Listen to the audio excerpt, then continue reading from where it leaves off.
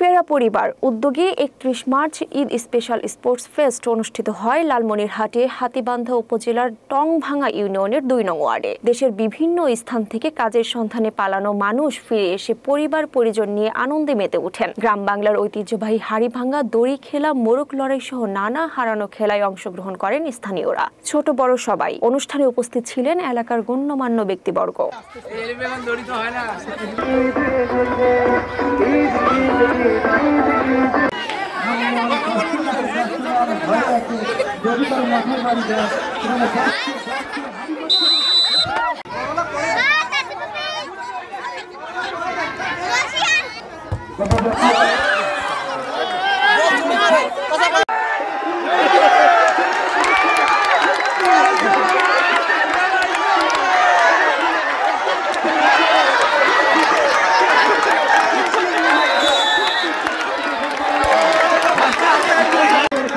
মহিলাদের হাড়িভাঙ্গা সবাই অংশগ্রহণ করতে পারবে।